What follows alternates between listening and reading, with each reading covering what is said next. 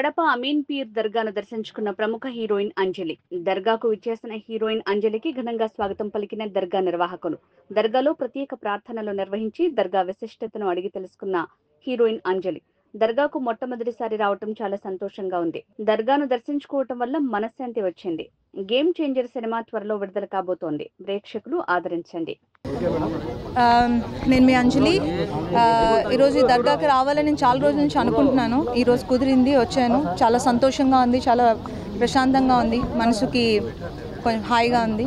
And thank you so much. And నాకు మంచి మంచి ప్రేయర్ ఇచ్చారు. Thank you so much.